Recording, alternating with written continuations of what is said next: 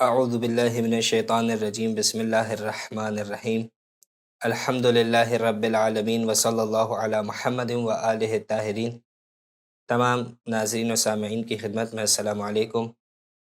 فقہ ماہ رمضان کے عنوان سے ایک اور نشست میں آپ کو خوش آمدید کہتے ہیں، اور آج بھی آپ کے سوالات کے جوابات دینے کے لیے موجود ہے ہمارے ساتھ استاد محترم حجت الاسلام والمسلمین مولانا عامر رضا یاسوبی صاحب۔ ہم ان کو اپنے اس پروگرام میں خوش آمدید کہتے ہیں۔ السلام علیکم قبلہ، کیسے ہیں؟ علیکم السلام ورحمۃ اللہ۔ الحمدللہ، مالک کا بہت کرم احسان۔ قبلہ اجازت ہے شروع بسم کریں؟ اللہ، شروع کریں۔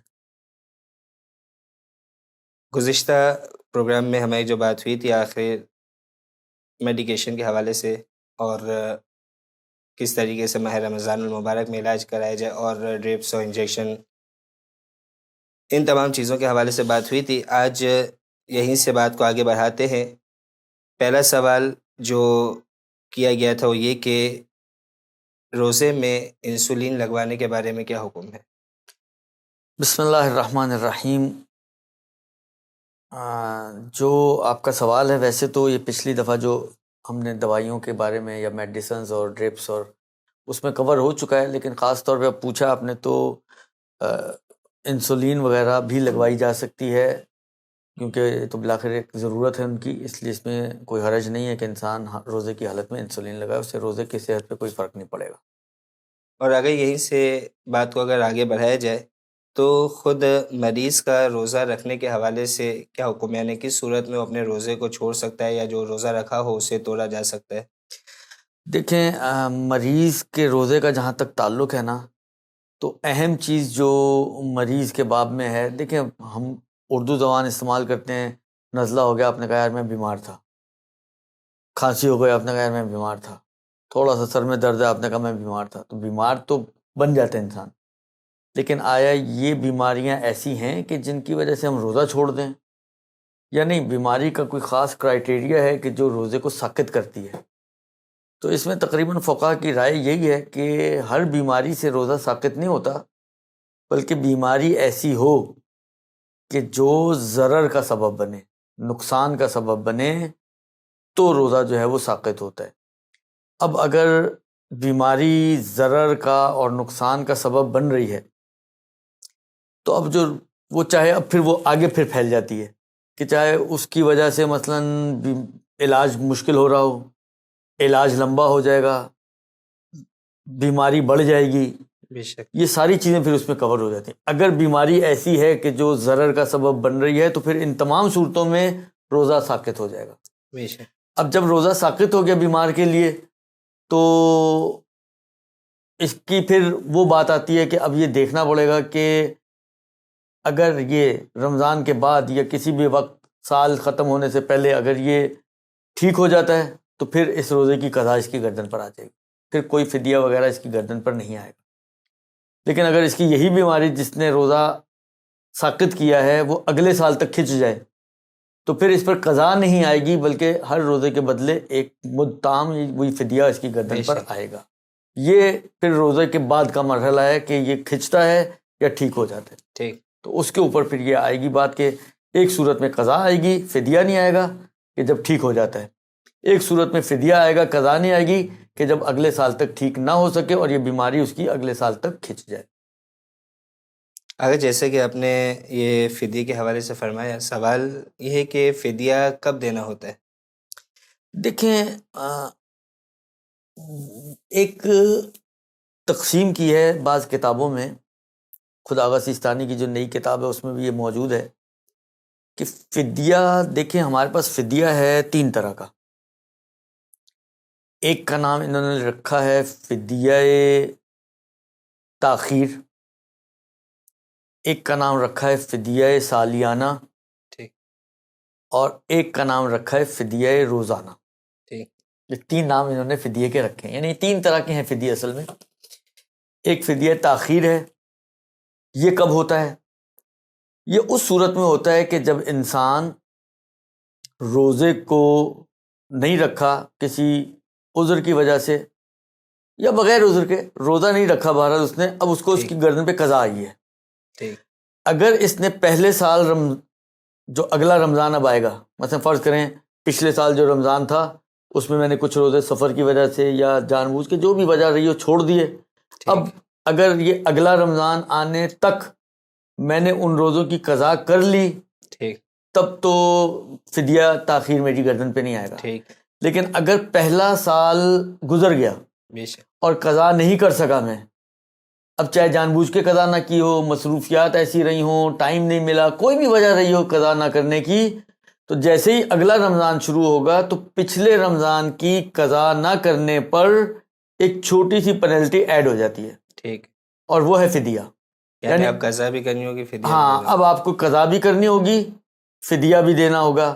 یہ اس صورت میں کہ اگر کسی عذر سے آپ نے چھوڑا ہے، اور اگر بغیر عذر کے چھوڑا ہے تو قضا بھی ہے، کفارہ بھی ہے، اور فدیہ بھی ایڈ ہو جائے گا.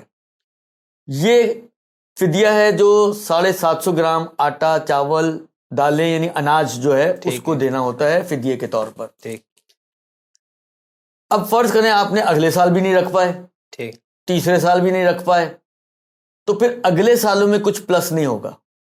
صرف پہلے سال سے ڈیلے ہونے کی وجہ سے یہ فدیہ آتا ہے، اسی لیے اس کا نام رکھا گیا فدیہ تاخیر. یعنی پہلے سال سے اگر قضا تاخیر ہو جائے اور نہ کر پائیں تو یہ فدیہ آتا ہے. لیکن اگلے سالوں کی تاخیر پر مزید کوئی اور پینلٹی اس میں ایڈ نہیں ہوتی. یعنی اگر آپ نے پہلے سال کے روزے 10 سال نہیں رکھے تو ایک ہی فدیہ آئے گا جو پہلے سال کی وجہ سے آتا ہے. یہ فدیہ تاخیر ہے.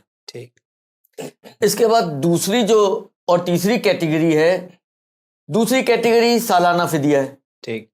یہ ان بیماروں کے لیے جن کا بھی پچھلے مسئلے میں تذکرہ ہوا کہ جن کو روزہ رکھنا بیماری کی وجہ سے جنہوں نے روزے نہیں رکھے اور ان کی بیماری اگلے سال تک کھنچ جائے. میں نے عرض کیا کہ اگر درمیان میں صحیح ہو جائیں تو قضا واجب ہوگی. ٹھیک ہے. اچھا، فرض کریں درمیان میں صحیح ہو گیا، اتنے دن بھی تھے کہ قضا کر سکتا تھا، قضا نہیں کی، اب فدیہ تاخیر اس پہ بھی آئے گا. یہ تاخیر والا فدیہ ہے. ٹھیک ہے نا.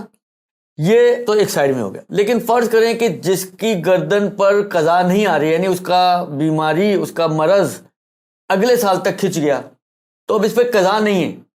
یعنی اگر اس سال بعد اگر ٹھیک ہو جائے تو پھر بھی قضا نہیں ہوگی. اگلے سال بعد اگر ٹھیک بھی ہو جائے تو بھی قضا نہیں ہوگی. اس سال کی قضا نہیں ہوگی، وہ اگلے سال کی ہوگی لیکن پچھلے سال کی نہیں ہوگی. ٹھیک ہے نا. لیکن اس پر پچھلے سال کا فدیہ آئے گا.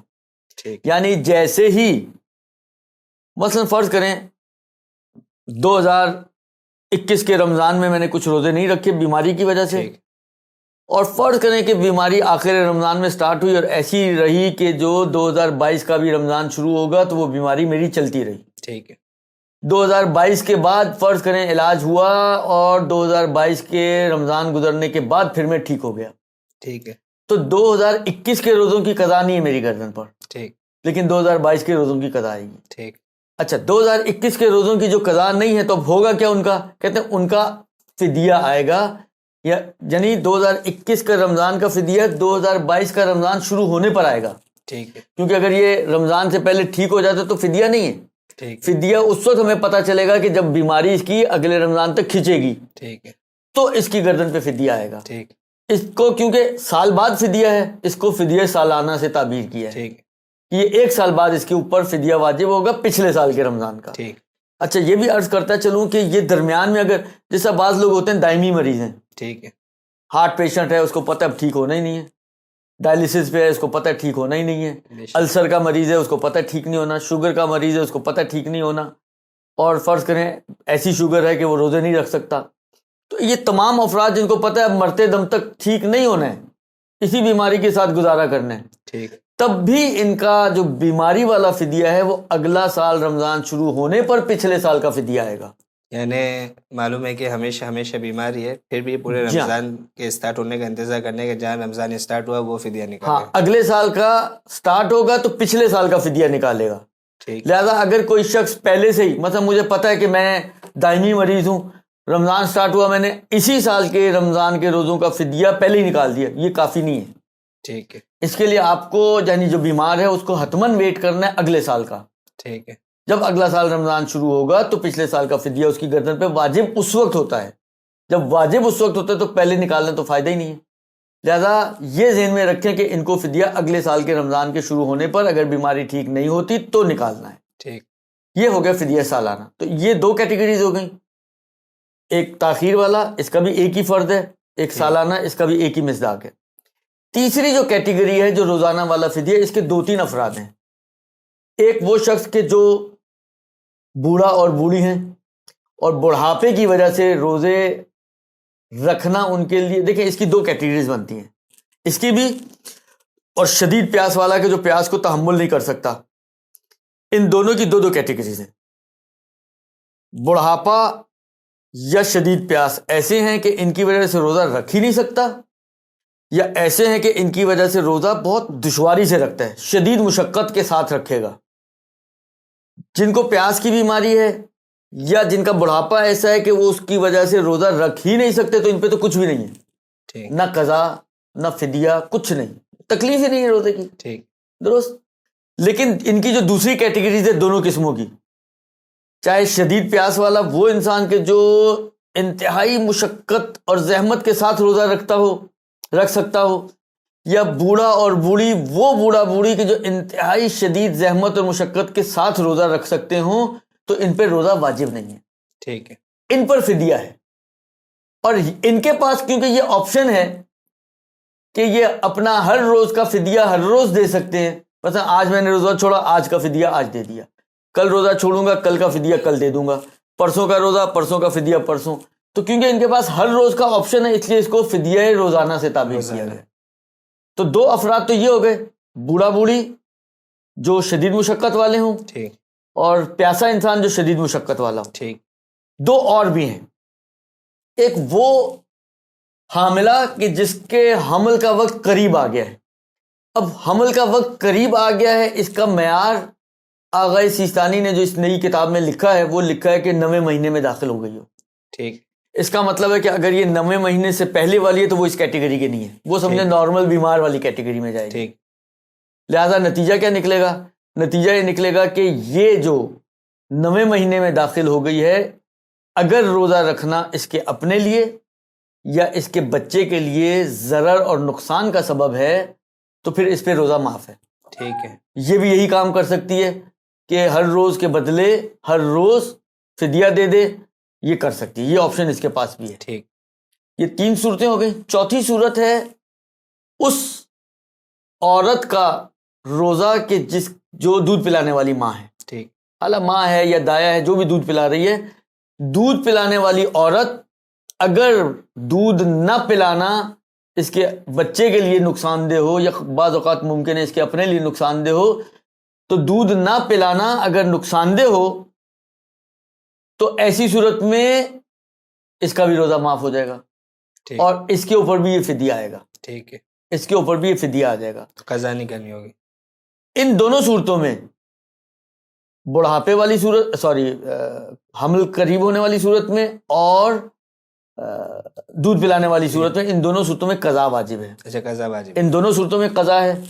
پہلی دونوں صورتوں میں قضا نہیں ہے, حتیٰ اگر بوڑھا بعد میں رکھ بھی سکتا ہو تب بھی قضا واجب نہیں ہے. ٹھیک. تو پہلی 2 صورتوں میں قضا نہیں ہے, صرف فدیہ ہے, اور ہر روز کا فدیہ ہر روز دے سکتے ہیں. ٹھیک. دوسری 2 صورتوں میں قضا بھی ہے اور فدیہ بھی ہے. ٹھیک ہے. ظاہراً جو مجھے یاد پڑا ہے احتیاط کی بنا پر. ٹھیک ہے, ٹھیک. فدیہ بھی ہے اور قضا بھی ہے, اور کیا کہتے ہیں, ان کے پاس بھی یہ آپشن موجود ہے کہ یہ ہر روز کا فدیہ ہر روز دے سکتے ہیں. ٹھیک. کیونکہ ان چاروں صورتوں میں یہ ہر روز کا فدیہ ہر روز نکال سکتے ہیں, اس لیے اس کو فدیہ روزانہ سے تعبیر کیا گیا. ٹھیک. البتہ یہ واجب نہیں ہے کہ ہر روز کا ہر روز ہی نکالیں. ٹھیک. یہ کام بھی کر سکتے ہیں کہ پورا مہینہ گزرنے کے بعد پورے مہینے کا فدیہ ایک ساتھ دے دیں, تو یہ بھی کر سکتے ہیں. اب پورے مہینے کا فدیہ, ویسے تو دیکھیں فدیہ ہے 750 گرام آٹا. ٹھیک. آٹا, چاول, دال, جو بھی کھانے کی چیز ہے, اناج, 750 گرام آٹا. اب 750 کے حساب سے اگر 30 دن کا بنائے تو 22.5 کلو آٹا بنتا ہے. ٹھیک. اب بعض لوگ احتیاطاً 1 کلو بھی دیتے ہیں, تو اس میں بھی کوئی حرج نہیں ہے, احتیاط میں تو کبھی بھی حرج نہیں ہوتی ہے. لیکن جو واجب ہے وہ 750 ہے, 750 گرام ہے, جو پورا 30 دن کا جو ہے 22.5 کلو آٹا بنتا ہے. ٹھیک. اب 22.5 کلو آٹے کی جو قیمت بنتی ہے اس کے حساب سے آپ وہ آٹا, البتہ یہاں پر اس سے پہلے کہ آپ ہی سوال پوچھیں میں خود ہی سوال پوچھ کے جواب دے دیتا ہوں کہ آیا آٹے کی بجائے قیمت دی جا سکتی ہے نہیں دی جا سکتی ہے, کیونکہ یہ بہت پوچھا جاتا ہے سوال. ٹھیک. تو یہ عرض کر دوں اصل ذمہ داری ہے آٹا دینا. ٹھیک ہے. اصل ذمہ داری ہے آٹا دینا. لہذا دینا تو ابتدائی طور پہ آٹا ہی واجب ہے. ٹھیک.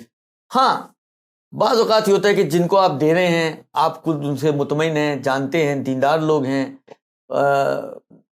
کوئی گڑبڑ نہیں کریں گے, تو آپ یہ کر سکتے ہیں کہ بجائے اس کے کہ اس کو آٹا دیں آپ اس کو پیسے دیں, اور پیسے دے کے کہیں کہ آپ میری وکالت میں, یعنی اس میں تھوڑی وکالتیں آپ کو ایکسٹرا دینی پڑیں گی, کہ آپ پہلے اس کو ایک وکالت دیں کہ میری طرف سے آٹا خریدو, ایک وکالت آٹا خریدنے کی. دوسری وکالت آپ یہ دیں کہ آپ جب آٹا خرید لو تو میری وکالت میں اپنے آپ کو میرا فدیے کے طور پہ دو.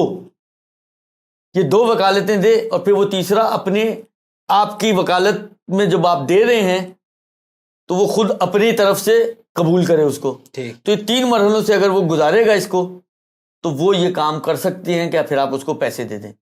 یا اگر کسی ادارے کو آپ دے رہے ہیں اور وہ ادارہ مطمئن ہے, آپ کو معلوم ہے کہ وہ یہی کام کرے گا کہ آپ کے بیہاف پر آٹا خرید کر آپ کے بیہاف پر وہ کسی فقیر کو دے دے گا, تو آپ کسی ادارے کو بھی دے سکتے ہیں. ذمہ داری بہرحال آپ کو اپنا اطمینان چاہیے کہ یہ آپ کام کر سکتے ہیں. یہ ایک چیز. دوسری چیز اور عرض کروں, یہ جو آخری کی 4-5 صورتیں آئی ہیں فدیہ, جہاں پہ فدیے کی بات ہماری آئی ہے, ان تمام فدیے کی صورتوں میں فدیہ ہی دینا ہے, آٹا دینا ہے. آپ کہیں جی میں کھانا کھلا دوں, یہ کافی نہیں ہوگا. لہذا چاہے فدیہ سالانہ ہو, تاخیر ہو یا روزانہ ہو, تینوں صورتوں میں آپ کو آٹا ہی دینا ہے. کھانا کھلانا کافی نہیں ہوگا, یعنی اجناس میں سے کچھ دینا پڑے گا. ہاں جی ہاں, چاہے یہ کھانا آپ کو مہنگا پڑ رہا, آپ کہیں یار میں کھانا کھلا رہا ہوں, مہنگا کام کر رہا ہوں, اس کے باوجود آپ سستا کام کریں لیکن وہ کریں جو شریعت مانگ رہی ہے, اپنا دماغ اس میں استعمال نہ کریں. لہذا کھانا نہیں چلے گا, آپ کو آٹا ہی دینا پڑے گا. اب ایک جملہ اور میں ایڈ کر دوں. دیکھیں مسئلہ یہ ہوتا ہے کہ نہ تو ہم لوگ کسی عالم کی تقلید میں, کہ آپ کہیں جی مثلا آغا عامر نے یوں کہا ہے تو چلیں آغا عامر کی بات مانیں. دیکھیں یہ ذہن میں رکھیں کہ تقلید ہم صرف فقہا کی کرتے ہیں. ٹھیک. اب آپ کا فقیہ ایکس ہو تو ایکس, وائی ہو تو وائی, زیڈ ہو تو زیڈ. جہاں پر ہم جیسے افراد بعض اوقات اپنے ویوز بیچ میں لے آتے ہیں جی کہ یار ہم تو گوشت کھاتے ہیں تو ہم کیوں نہ گوشت کا نکالیں, یا ہم پیزا کھاتے ہیں تو ہم کیوں نہ پیزا میں. تو دیکھیں یہ چیزیں سننے میں اچھی ہیں, ٹھیک ہے ہم سن لیں, بس ایک کان سے سن دوسرے کان سے نکال لیں, اسی حد تک. واللہ آپ پابند ہیں اپنے مجتہد کے. فرض کریں میں آج یہیں پر اسی پلیٹ فارم سے فرض کریں ایک شوشہ چھوڑ دوں, یار جی آپ گوشت کا فدیہ دیں, تو آپ آنکھیں بند کر کے میری بات نہ مانیں. دیکھیں آٹا چاول ڈالیں یہ تو توضیح میں لکھے ہوئے ہیں, اس میں آپ آنکھیں بند کر کے مان بھی لیں تو بھی چل جائے گا کیونکہ میں توضیح سے ہی پڑھ رہا ہوں, درست. لیکن جو چیزیں آپ کے نارمل روٹین سے ہٹ کر اگر کوئی بات کرتا ہے تو کم سے کم ایک دفعہ پوچھیں ضرور کہ بھئی آیا واقعا. اسی طرح یہ فطرے میں بھی بات آتی ہے, فطرے میں زیادہ ہوتا ہے, فطرے میں تو بہت زیادہ ہوتا ہے وہاں پہ, کیونکہ یہ بات آتی ہے جی جو آپ کے شہر کی رائج غذا ہے, آپ کہتے ہیں جی رائج غذا تو گوشت ہے, تو وہاں پہ یہ زیادہ بات آتی ہے, لیکن وہاں پہ بھی اصل چیز اناج ہے. جی. تو اس لیے جب بھی کوئی روٹین سے ہٹ کر کوئی چیز آپ کے کان سے ٹکرائیں تو صحیح ہے, نہ ایک دم انکار کر دیں یار یہ کیا بات ہو گئی, اور نہ ایک دم فوراً مطیع اور فرما بردار ہو جائیں. کم سے کم اپنے مجتہد کو ایک اتنا آپشن, اب تو نیٹ کا زمانہ ہے, آپ ایک سوال بھیج دیں کہ آقا یہ مسئلہ ہے, یہ بتائیں کہ گوشت فطرے میں دیا جا سکتا ہے نہیں دیا جا سکتا, گوشت فدیے میں دیا جا سکتا ہے نہیں دیا جا سکتا. آپ کو جواب مل جائے گا, آپ کا مسئلہ کلیئر ہو جائے گا. ٹھیک. اگر یہ فدیے کے حوالے سے جو آپ نے فرمایا, اس میں پوچھنا ہی چاہوں گا کہ جو فدیے کی جو پہلی 2 اقسام تھی, سالانہ اور تاخیری, اس میں فدیہ کب دینا ہے؟ مثال کے طور پہ 29 شعبان یا جو ہماری چاند رات ہے, چاند نظر آ گیا اس کے بعد وہ فدیہ دے سکتے ہیں یا نہیں, پہلے روزے کا ویٹ کرنا پڑے گا؟ چاند رات کا مطلب یہ ہے کہ رمضان شروع ہو گیا. اچھا. تو اس لیے سالانہ والا تو چاند رات کو بھی دے سکتا ہے, اور دوسرے والے تو رمضان جو تاخیر والا ہے وہ تو آپ اس میں تو وقت تو گزر گیا, اس کا تو کہاں دیکھیں اس کا وقت تو گزر چکا ہے. جیسا بعض اوقات ہوتا ہے کسی کے 10 سال کے روزے قضا ہوئے ہیں, ٹھیک ہے, اور اس نے 10 سال کے روزے قضا ہوئے ہیں اور 10 سال اس کے اوپر مزید گزر چکے ہیں جو قضا نہیں کیے اس نے, تو 10 کے 10 سالوں کا اس کے اوپر ایک فدیہ تاخیر تو آ گیا. اب وہ کبھی بھی دے سکتا ہے, اس کا کوئی فکس ٹائم نہیں ہے, بس یہ ہے کہ واجبات کو ادا کرنے میں اتنا ڈیلے نہ کرے کہ سستی کرنے والا کہلائے. یہ ایک عمومی قاعدہ ہے. ٹھیک. باقی اگر یہ ایک تو مرض کے حوالے سے بات ہو گئی, یہ مرض کے علاوہ کوئی ایسی سچویشن ہے کہ جہاں پر انسان روزہ چھوڑ سکتا ہے کسی سچویشن کی بنا پر؟ یعنی جاب کر رہے کام میں مشقت ہو رہی ہے تو کام کی وجہ سے روزہ نہیں رکھ سکتے، جیسے ہمارے رائج بھی ہے، اور جسی کوئی مزدور پیشے ٹائپ کے کوئی افراد ہو وہ کہتے ہیں کہ ہم روزہ نہیں رکھ سکتے اس وجہ سے، اس حوالے سے کیا؟ جی ہاں، یہ اب آج کل کے استفتاحات میں یہ باتیں آپ نے جو پوچھی ہیں موجود ہیں اور اہم بھی ہیں۔ بہرحال دیکھیں، ایک مرتبہ یہ ہوتا ہے کہ فرض کریں میں مزدور آدمی ہوں اور واقعا اس گرمی کے اندر مزدوری کے ساتھ روزہ رکھنا آسان کام، گھر میں رہتے ہوئے روزہ رکھنا مشکل ہو جاتا ہے، تو مزدور باہر بیچارہ اتنی گرم ہواؤں میں ہے تو مشکل کام، یا جو ڈیلی ویجز والے لوگ ہیں جن کے آؤٹ ڈور کے کام ہیں، چاہے وہ بائک پر ہی گھوم رہے ہیں، لیکن بالآخر آسان کام نہیں ہے۔ تو اب سوال یہی ہے کہ اس قسم کے لوگ کہ جن کے لیے روزہ رکھنا ذرا مشکل نظر آ رہا ہے تو وہ کیا کریں؟ دیکھیں، کچھ آپشنز بنتے ہیں۔ پہلا آپشن تو یہ ہے کہ چھٹی لے لیں، اگر آپ جس طرح بعض آفیسز ایسے ہوتے ہیں جن یا بعض کام ایسے ہوتے ہیں آپ کی سالانہ چھٹی ہوتی ہے 1 مہینے کی، آپ اس چھٹی کو مخصوص کر دیں رمضان کے ساتھ، تو گھر پہ بیٹھیں روزہ رکھیں، مسئلہ حل ہو جائے گا۔ ایک یہ۔ دوسرا آپشن یہ ہے کہ چھٹی آپ نہیں لے سکتے، تو اگر آپ کے لیے جاب چھوڑنا آسان ہے، یعنی کوئی حرج ہی نہیں ہے، تو جاب چھوڑ دیں، کوئی دوسری جاب ڈھونڈ لیں۔ آپ کہیں یار آج کے زمانے میں تو بڑی مشکلوں سے تو جاب ملتی ہے، بات صحیح بھی ہے، تو اس لیے جاب چھوڑنا بھی ممکن ہے، بہت سے لوگوں کے لیے حرج ہی ہو تو جاب چھوڑنا تو واجب نہیں ہوگا۔ اب پھر یہی طریقہ ہے کہ اگر واقعاً شدید مشقت ہے اس کے لیے، یعنی روزہ رکھنا واقعاً حرج ہی ہو جائے اس کے لیے اور شدید مشقت ہو جائے، تو ٹھیک ہے، ابھی وہ روزہ چھوڑ دے گا، روزہ اس کے ساقط ہو جائے گا، پھر بعد میں اس کے لیے اس کی گردن پہ قضا واجب ہو جائے گی۔ اور ظاہراً اس روزے کے چھوڑنے کا الگ سے کوئی پینلٹی بھی نہیں ہے کہ فدیہ دے، بس صحیح ہے، حرج ہی ہو گیا روزہ اس کے لیے، لہذا حرج کی وجہ سے روزہ چھوڑنا واجب ہو جائے گا، اور یا کم سے کم جائز ہو جائے گا بعض صورتوں میں، پھر یہ کہ بعد میں اس کی قضا اس کو کرنی پڑے گی۔ تو جتنے بھی ایسے پیشے والے لوگ ہیں ان کا یہی مسئلہ بن جائے گا۔ اور اگر چاہے مریض ہو چاہے یہ حرج ہو کسی قسم کا، تو اس صورت میں اگر بندہ روزہ توڑتا ہے، اب جب اس نے روزہ توڑ دیا، روزہ نہیں رکھا، تو اس صورت میں جس طریقے سے رمضان کے علاوہ اس کی روٹین ہوتی ہے، اسی روٹین کے اعتبار سے کھا پی سکتا ہے یا نہیں؟ اس کا کچھ اور طریقہ کار ہوگا؟ دیکھیں، اس میں آپ کی خدمت عرض کروں کہ 2 افراد ہیں ہمارے پاس، 2 طرح کے لوگ ہیں۔ ایک تو یہی کیٹیگری جس کو ہم نے ابھی طے یہ کی ہے کہ روزہ ان کی ذمہ داری ابھی رمضان میں مثلا نہیں ہے، تو یہ تو ویسے تو آزاد ہیں، یہ دن میں 10 دفعہ کھانا چاہیں تو 10 دفعہ کھا سکتے ہیں، 2 دفعہ کھانا چاہیں تو 2 دفعہ کھا سکتے ہیں، آزاد ہیں۔ لیکن بہرحال ایک آداب کے اندر یہ لکھا جاتا ہے کہ کیونکہ ماہ مبارک رمضان کی ایک خاص اہمیت ہے، ایک خاص آداب ہیں، لہذا کم سے کم پر اکتفا کریں، صحیح نا، یہ ان کی ذمہ داری۔ لیکن ایک گروہ وہ ہے کہ جن کی ذمہ داری تھی روزہ، لیکن انہوں نے روزہ توڑ دیا ہے، یعنی اپنی ذمہ داری کو، جس طرح مثلا بعض صورتوں میں آتا ہے کہ تذبذب کیا کسی نے اور ظہر کے بعد تذبذب کیا ہے یا نیت میں تردید آئی ہے، تو وہ کہتے ہیں جی احتیاط واجب ہے کہ اس روزے کو بھی مکمل کریں اور پھر سارا دن کوئی ایسا کام انجام نہ دیں کہ جو روزے کو باطل کرنے والا ہے۔ تو جن کی ذمہ داری تھی روزہ اور وہ روزہ نہیں رکھتے ہیں، تو اس میں تو یہی ہے کہ وہ باقی دنوں میں احتیاط کریں۔ البتہ ایک مسئلہ میں دیکھ رہا تھا، وہ ممکن ہے ہمارے اس فارمولے سے تھوڑا سا ٹکرا رہا ہو، کہ جس نے جان بوجھ کے روزہ توڑا ہو، اگر وہ دن میں کئی مرتبہ کوئی ایسا کام انجام دیتا ہے جو روزے کو باطل کرتا ہے، تو کفارہ ایک ہی واجب ہوگا اس کے اوپر۔ اس کا مطلب ہے کہ اگر وہ کئی مرتبہ کر دیکھیں، اس سے یہ جواز ہم نہیں نکال سکتے کہ کرنا جائز ہے اس کے لیے، جی تو وہی روزے کا اگر اس کی ذمہ داری تھی تو احترام کے والے قاعدے کا تقاضا تو یہ ہے کہ یہ باقی دن کم سے کم اپنے آپ کو ان چیزوں سے بچائے کہ جو روزے کو باطل کرنے والی ہیں، لیکن اگر کرتا ہے تو کفارہ ایک ہی اس کی گردن پر آئے گا۔ لیکن اگر حرج کی وجہ سے چھوڑا ہے تو اس کی وہ پھر آزاد ہے، وہ جو ہے ایک سے زیادہ مرتبہ بھی کھانا چاہے تو کھا سکتا ہے، لیکن ان میں بھی میں نے عرض کیا نا کہ بہتر یہی ہے کہ وہ کم سے کم کے اوپر اکتفا کریں۔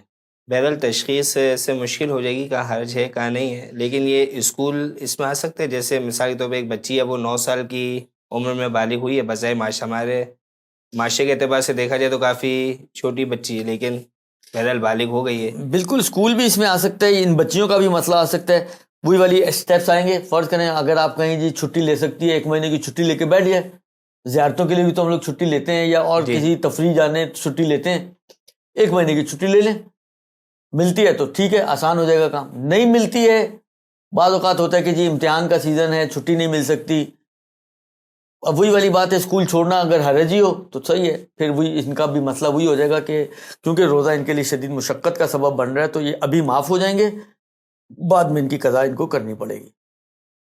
اگر ایک سوال لوگوں کی طرف سے آتا ہے کہ جیسے آج کل زیارتوں کا رجحان بڑھا ہے اور یہ ایک اچھی چیز ہے، تو ماہ رمضان میں بھی لوگ مخصوصی کے لیے مختلف مقامات زیارت پہ جاتے، تو کیا اس طریقے سے کہ یہ روزے چھٹ جائے، یہ سفر زیارت وغیرہ کرنا، اس حوالے سے کیا حکم ہے؟ دیکھیں میں آپ کی خدمت میں عرض کروں، ایک قاعدہ آپ کو بتاتا ہوں، یہ توضیح میں بھی آپ کو مل جائے گا کہ حتیٰ روزے سے بچنے کے لیے بھی سفر کوئی اختیار کرتا ہے نا تو یہ حرام نہیں ہے، ٹھیک یعنی اس کا سفر معصیت نہیں کہلائے گا، ٹھیک ہے نا؟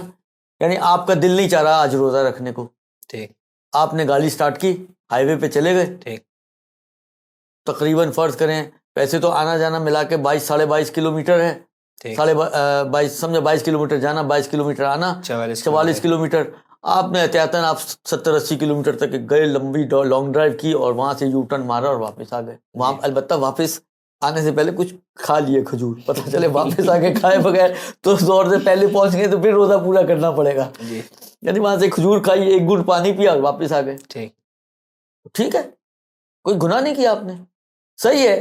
بعض فقہا نے یہ بات کہی ہے کہ جو اب مجھے یاد پڑ رہا ہے کہ 23 رمضان تک سفر کرنا مکروہ ہے، اس کے بعد تو مکروہ بھی نہیں ہے، ٹھیک اور اگر ہوگا بھی تو میکسیمم مکروہ ہوگا۔ مکروہ کا مطلب یہ ہے کہ بالآخر آپ کو نہیں کرنا چاہیے، بہتر تھا نہ کریں لیکن آپ نے کر لیا، ٹھیک اس سے زیادہ کوئی گناہ نہیں ہے، کوئی سزا نہیں ہے، کوئی ایسا نہیں ہے کہ آپ نے کوئی بہت بڑا، ہمارے ہاں تو لوگ سمجھتے ہیں کہ یار وہ یہ کیسے سفر پہ چلا گیا، اس نے پتہ نہیں کتنا بڑا جرم کر لیا۔ کوئی جرم نہیں ہے بابا، جب شریعت ایک خود جس نے شریعت بنائی ہے، جس ذات نے روزے فرض کیے ہیں، کوتب علیکم الصیام، وہی ذات اگر کہہ رہی ہے کہ آپ جا سکتے ہو تو پھر کیا مشکل ہے؟ لہذا کوئی گناہ نہیں ہے، کوئی حرام نہیں ہے۔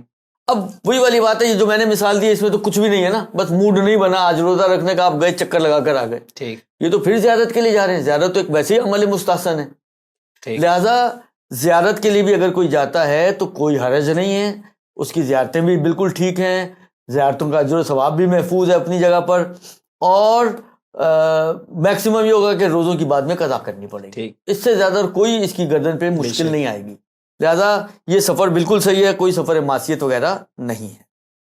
اگر آپ کچھ سوالات اس انداز کے کیے گئے کہ جب خواتین عام طور پہ کھانا پکا رہی ہوتی ہے اور کبھی وہ پتیلے کا ڈھکن کھولا تو اس میں سے ایک بھپکا آتا ہے، وہ اگر انہیل ہو جائے تو اس حوالے سے کیا حکم ہے؟ دیکھیں بھاپ کے بارے میں آغا سیستانی کی رائے یہ ہے کہ وہ چاہے گاڑی بھاپ بھی ہو تب بھی بھاپ اگر آپ کے اندر گئی ہے تو کوئی حرج نہیں ہے، بس یہ ہے کہ بھاپ اندر جائے، اندر جا کے واپس وہ قطرے بنے، وہ قطرے آپ کے حلق سے نیچے نہ جائیں۔ بھاپ اگر بھاپ فارم میں ہی آپ کے اندر چلی گئی ہے تو اس میں آغا سیستانی کی نظر میں کوئی مشکل نہیں ہے۔ اور جو گاڑی کا دھواں ہوتا ہے، یہ گاڑی کا دھواں وغیرہ میں بھی اگر بہت ہی گاڑا نہ ہو تو کوئی مشکل نہیں ہے، یعنی ایسا دھواں جو کپڑے کالے کر دے تو اس میں پھر یعنی کیونکہ غلیظ غبار وغیرہ کی انہوں نے بات کی ہے کہ وہ اپنے حلق سے نیچے پہنچانا، اگر کوئی جان بوجھ کے پہنچاتے تو اس کا روزہ باطل ہو جاتا ہے۔ اسی طریقے سے انہوں نے سگریٹ وغیرہ کے دھوئیں کی بھی یہی بات کی ہے، لہذا دھوئیں میں احتیاط یہی ہے کہ وہ اگر بہت زیادہ گاڑا ہے تو اس سے پرہیز کی جائے، اس کو اپنے حلق سے نیچے نہ جانے دیا جائے۔ اور آگے اسی طریقے کا ایک سوال یہ ہے کہ کچھ شربت ایسے ہوتے ہیں جو پاؤڈرڈ فارم میں ہوتے ہیں، تو اسے جب بنایا جاتا ہے تو اس کا کچھ پاؤڈر اڑتا ہے کہ جو انسان انہیل کر جاتا ہے، تو اس حوالے سے کیا حکم ہے؟ اگر تو کہلائے کہ یہ گاڑا غبار ہے، کیونکہ غبار میں انہوں نے جو مثالیں دی وہ آٹے کی بھی دی ہے، یہ اسی فارم ٹائپ کی چیز ہو جاتی ہے، اگر یہ کہلائے کہ یہ گاڑا غبار ہے تو یہ روزہ باطل کرے گا، لیکن اگر نہیں ہلکا پھلکا سا ہے، کیونکہ ہلکا پھلکا کا تو ہماری اس وقت فضا میں بھی موجود ہی ہوتا ہے، تو اگر ہلکا پھلکا ہے تو اس میں جو گاڑا نہ کہلائے تو پھر کوئی مشکل نہیں ہے، پھر وہ روزہ باطل نہیں کرے گا۔ اور خوشبو لگانے کے حوالے سے کیا حکم ہے؟ خوشبو لگانے میں کوئی حرج نہیں ہے، اس سے کوئی روزہ نہ مکروہ ہے نہ باطل ہے، کچھ نہیں۔ اور گرمی کی شدت کی وجہ سے بار بار نہانا؟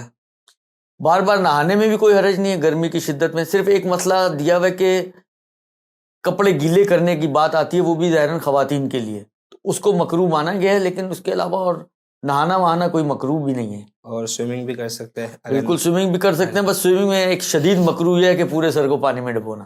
وہ بھی آیت سستانی کے وہ بھی نزدیک آغا سستانی کے نزدیک وہی کہہ رہے ہیں، وہ شدید مکروہ ہے.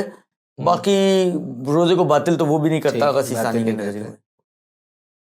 باقی آگے یہ جو مبتلات میں ایک چیز تھی کہ ائمہ علیہ السلام سے پروردگار عالم سے جھوٹی بات منسوب کرنا، اس کی ذرا سی وضاحت ہو جائے گا. دیکھیں اصل میں ہے جھوٹ نسبت دینا. جھوٹ کہتے کسے ہیں؟ جھوٹ کا مطلب یہ ہوتا ہے کہ آپ کسی ذات کی طرف ایک ایسے کام کی نسبت دیں جو واقع میں اس نے نہیں کی یا نہیں کہی. مثلا فرض کریں میں کہوں جناب علی عباس صاحب نے یہ بات کہی ہے جبکہ انہوں نے نہیں کہی. یہ نسبت دینا، جہاں پہ نسبت بنتی ہے نا وہ جھوٹ بنے گا. یعنی نسبت دینے والا میں بن رہا ہوں تو کہلائے گا کہ میں نے جھوٹ باندھا ہے. ٹھیک ہے نا. اگر کہیں پہ نسبت نہیں بن رہی ہے، مثلا میں شیشے کے آگے کھڑا ہو کے باتیں کر رہا ہوں، کوئی نسبت نہیں بن رہی ہے. اخبار ہوتا ہے جب جہاں پہ آپ کسی کو انفارمیشن دے رہے ہوں اور اس انفارمیشن میں ایک جھوٹی نسبت آپ نے دی ہے، یہ بنتی ہے کذب. میں کسی حیوان کے ساتھ سرکھپائی کر رہا ہوں، سامنے والا کوئی مکلف ہی نہیں ہے، شیشے کے سامنے کھڑا ہوں. بعض لوگوں کو آپ نے دیکھا ہوگا اکیلے میں بیٹھے باتیں کرتے رہتے ہیں. ان میں سے کہیں پہ بھی جھوٹی نسبت نہیں بنے گی، لہذا یہ جھوٹ نہیں بنے گا. جب یہ جھوٹ نہیں بنے گا تو ان میں اگر کوئی ایسی بات آتی ہے تو وہ روزے کو باطل نہیں کرتی. یہ ایک چیز. دوسری چیز یہ ہے کہ وہی نسبت دینے والا میں بنوں. اگر میں نسبت نہیں دے رہا ہوں جھوٹی بات کی، نسبت کسی اور نے دی ہے، میں صرف اس کے قول کو نقل کر رہا ہوں. مثلا نسبت دینے والا ایکس ہے، ایکس نے کہا کہ پیغمبر نے اس طرح سے کہا ہے جبکہ پیغمبر نے اس طرح سے نہیں کہا، جھوٹی حدیث. میں نقل کر رہا ہوں کہ بھائی ایوہ الناس، ایکس نے پیغمبر سے یہ روایت نقل کی ہے. تو یہ بھی جھوٹ بولنا نہیں کہلائے گا یا جھوٹ باندھنا نہیں کہلائے گا. لہٰذا اس سے بھی میرے روزے کے اوپر کوئی ایفیکٹ نہیں آئے گا. بس ایک چیز ہمیشہ ذہن میں رکھیں کہ اگر آپ اپنے روزے کو بچانا چاہتے ہیں تو کوئی بھی ایسا کام انجام دیں جس سے نسبت دینے والے آپ نہ بنیں. لہذا آپ نے کہا جی فلاں کتاب میں نے پڑھا، آپ نے نسبت اپنی گردن سے اتار لی. آپ نے کہا جی میں نے فلاں عالم سے سنا، آپ نے نسبت اپنی گردن سے اتار لی. آپ نے کہا جی میں نے فلاں شخص سے سنا، نے اتار لی. آپ نے کہا جی میں نے فلانے پروگرام میں فلانی پوسٹ میں پڑھا، فلانے، یعنی جہاں پہ بھی آپ نے درمیان میں کسی اور کو وسیلہ بنا دیا، چاہے وہ کتاب ہو، چاہے وہ شخص ہو، چاہے وہ پوسٹ ہو، چاہے وہ فیس بک کا پیج ہو، چاہے، کیونکہ دین تو ہم لوگ فیس بک وغیرہ سے لیتے ہیں، تو جو ہے کسی چیز کو بھی آپ نے وسیلہ بنا دیا، اس کا مطلب ہے نسبت آپ نے خود نہیں دی. تو ان تمام صورتوں میں اب وہ پوسٹ ڈالنے والا، وہ بولنے والا، وہ کتاب والا، انہوں نے غلط بھی کہا ہو تو آپ کا روزہ افیکٹ نہیں ہوگا، آپ کا روزہ باطل نہیں ہوگا. آپ کا روزہ اسی وقت باطل ہوگا جب آپ جان بوجھ کر ایک حدیث گڑھیں کہ رسول خدا نے یا ائمہ علیہ السلام نے یا خدا نے نہیں کہا ہے، اور آپ کہیں خدا کا فرمان یوں ہے.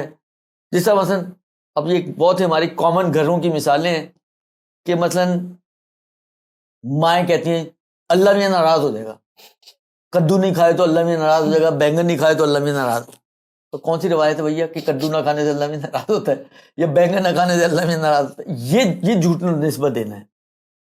اگر میں خود اس کو منسوب کر رہا ہوں اور خود اللہ کی گردن پر ایک چیز ڈال رہا ہوں، یہ ہے نسبت دینا، یہ غلط ہے. اس سے روزہ باطل ہو سکتا ہے اگر آپ روزے کے عالم میں اس قسم کی باتیں کریں تو. وَإِلَّا اگر آپ نے ایسی خود نسبت نہیں دی ہے، شاید اللہ میاں ناراض ہو جائے، یہ اس حد تک تو چل سکتا ہے، یہ روزہ بھی بچ جائے گا، جھوٹ بھی نہیں بنے گا. لیکن آپ تو ماشاءاللہ اتنی قاطعیت سے کہتے ہیں کہ اللہ میاں ناراض ہو جائے گا اگر آپ نے یہ بینگن نہیں کھائے یا کدو. بہت سے بچے نہیں کھاتے ہیں اس قسم کی چیزیں، تو وہ یہ مشکل کھڑی کرتا ہے جہاں پر نسبت وجود میں آئے. تو یہی حکم نوحوں اور مناقب وغیرہ کی شاعری کے حوالے سے بھی ہوگا؟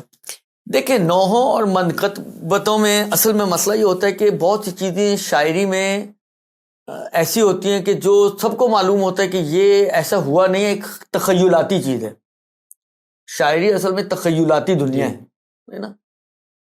اب میں دیکھیں کسی کی نہ تائید کرنا چاہ رہا ہوں نہ کسی کی تنقید کرنا چاہ رہا ہوں، لیکن مثال کے طور پہ عرض کر رہا ہوں، یہ جو پڑھے گئے ہیں کہ کیا کہتے ہیں علی کے ساتھ ہے، زہرا کی شادی ہے، اس ٹائپ کی. اب وہ جو تصویر بنائی گئی ہے، پورا ایک سینیریو کریٹ کیا ہاں، جاتا ہے. اب سب کو پتہ ہے کہ یہ ظاہر بات ہے عربوں کا ماحول کیا تھا، ہمارا ماحول کیا ہے.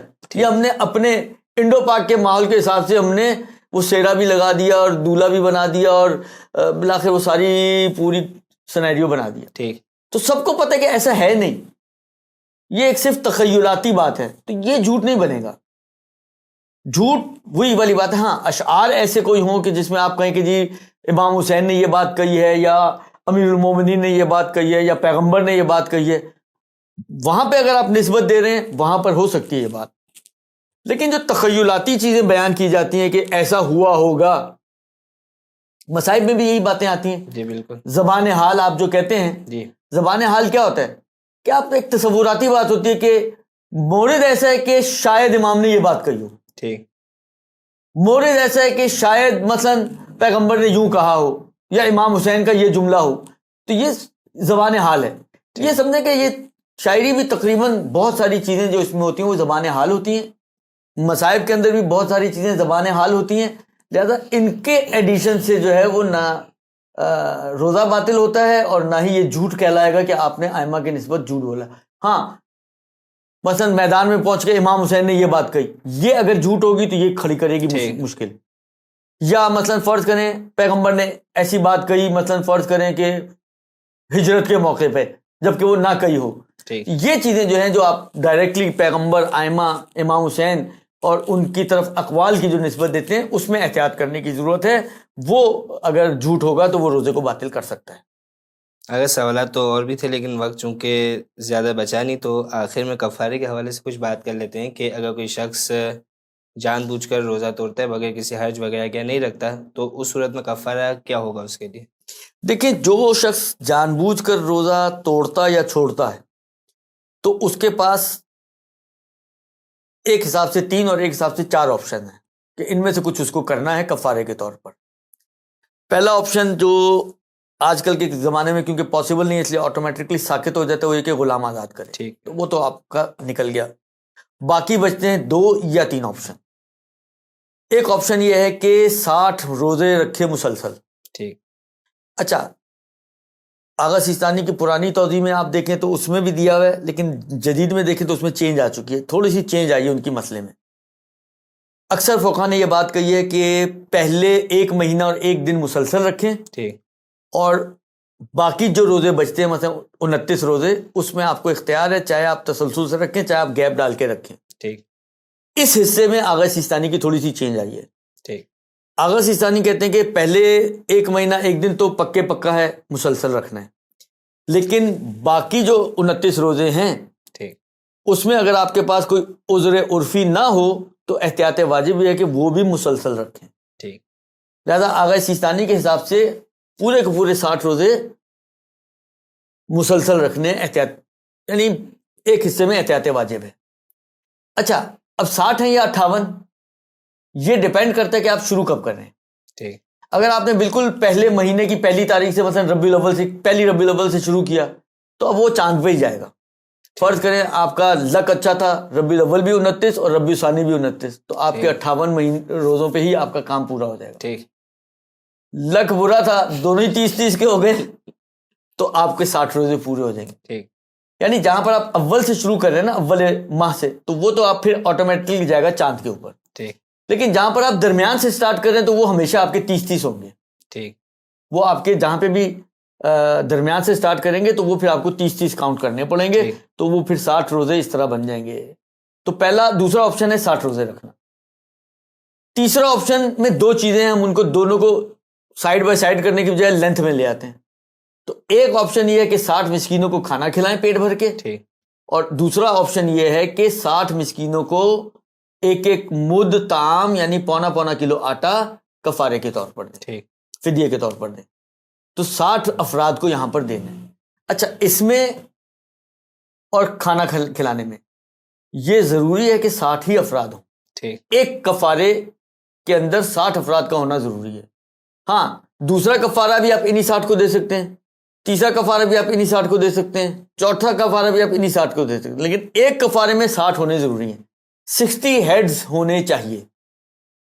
اچھا ان ہیڈز کے اندر یہ بھی کر سکتے ہیں, ایک دیندار فیملی ہے, آپ شوہر کو دیں, بیوی کا بھی شوہر کو دیں اس کی وکالت میں, شوہر بیوی کی وکالت میں قبول کرے. بچے نابالغ ہیں تو بچوں کا بھی دے سکتے ہیں, وہ ولایتاً ان کا قبول کر لے. فرض کریں ایک فیملی میں 7 آدمی ہیں تو آپ 7 آدمیوں کا ایک آدمی کو دے سکتے ہیں. اپنا وہ اپنے طور پہ لے گا, بیوی کا بیوی کی وکالت میں لے گا, بچوں کا بچوں کی ولایت میں لے گا. درست, بچے بالغ ہیں تو بالغ بچوں کی طرف سے بھی وکالتاً لے لے گا. تو یہ کام بھی کیا جا سکتا ہے. تو آپ پر فیملی بھی دے سکتے ہیں. اچھا فیملی میں اگر آپ آٹا دے رہے ہیں 1.25 کلو تو بچہ بھی ایک ہی کاؤنٹ ہوگا, یعنی 60 ہی چاہیے ہوں گے پھر آپ کو. لیکن اگر آپ پیٹ بھر کے کھانا کھلانے والی بات کرتے ہیں تو پھر 2 بچے ایک کاؤنٹ ہوتے ہیں. کھانا کھلانے میں 2 بچے ایک کاؤنٹ ہوتے ہیں, آٹا دینے میں ایک بچہ ایک ہی کاؤنٹ ہوتا ہے. درست. تو تیسرا آپشن یہ ہے کہ 60 افراد کو پیٹ بھر کر کھانا کھلایا جائے یا ہر فرد کو 1.25 کلو آٹا دیا جائے کفارے کے طور پر. تو یہ 3 آپشن کہہ لیں یا 4 آپشن کہہ لیں, یہ ہمارے پاس یہاں پر موجود ہیں. اگر اس میں ایک سوال اگر اس انداز میں کیا جائے جیسے فدیے میں بھی اور کفارے میں بھی, جس کو دیا جا رہا ہے اس کا مومن ہونا ضروری ہے؟ جی ہاں, جس شخص کو کفارے کے آٹا یا کفارے کا کھانا دیا جا رہا ہے ضروری ہے کہ وہ مومن بھی ہو, اور یہ بھی ضروری ہے کہ وہ دیندار مومن ہو, یعنی ظاہری دین پر عمل کرتا ہوئی, جو ہم سہم سادات وغیرہ میں شرائط کو لے کر آتے ہیں, بے نمازی نہ ہو, کھلم کھلا گناہ نہ کرتا ہو, شراب نہ پیتا ہو اور شریف فقیر ہو, یہ ساری شرائط وہاں پہ بھی ضروری ہے. اور غیر سید کا سید کو جا سکتی یہ چیزیں؟ جی ہاں, اس میں کوئی شرط نہیں ہے کہ سید کا سید ہی کو دیا جائے, سید کا سید کو بھی دیا جا سکتا ہے, غیر سید کو بھی دیا جا سکتا ہے. اسی طریقے سے غیر سید کا سید کو بھی دیا جا سکتا ہے, غیر سید کو بھی دیا جا سکتا ہے. اس میں سید اور غیر سید کا کوئی فرق نہیں ہے. ایک بات اور میں آپ کی خدمت میں کفارے کے اندر عرض کر دوں, اور وہ یہ ہے کہ اب فرض کریں ایک شخص ایسا ہے, غلام تو ویسے ہی نکل گیا, کمزور اتنا کہ وہ رمضان کے روزے اب نہیں رکھ پاتا ہے یا بیمار ہے, تو کفارے کے کہاں سے رکھے گا, روزے بھی نہیں رکھ سکتا. مالی طور پر اتنا کمزور ہے کہ مہینے کا خرچہ اس کا اپنا پورا نہیں ہو رہا, تو وہ کسی کو آٹا کہاں سے دے. تو اب وہ افورڈ نہیں کر سکتا کفارے یا آٹے کو, تو اب وہ کیا کرے, روزے وہ نہیں رکھ سکتا, غلام موجود نہیں ہے, وہ ویسے ہی سب کے لیے آپشن بند ہے. تیسرا یہ آپشن بنتا ہے کہ کفارے کے طور پر یا آٹا دے دے یا کھانا کھلا دے, پیسے نہیں ہیں اس کے پاس. تو اس میں آغاز فرماتے ہیں کہ اگر کوئی افورڈ نہ کر سکے, بالکل بھی واقعی بینی و بین اللہ والی بات ہے اب یہ, کہ وہ واقعی افورڈ نہ کر سکتا ہو, تو وہ حد الامکان صدقہ دے. جتنا صدقہ دے سکتا ہے وہ اتنا صدقہ دے, اور صدقہ بھی نہ دے سکتا ہو تو پھر وہ استغفار کرے. البتہ ان دونوں صورتوں میں آخری صدقے اور استغفار والی صورت میں بعد میں اگر اس کے اندر اتنی مالی وسعت پیدا ہو جائے تو احتیاط واجب یہ ہے کہ وہ فدیہ دے.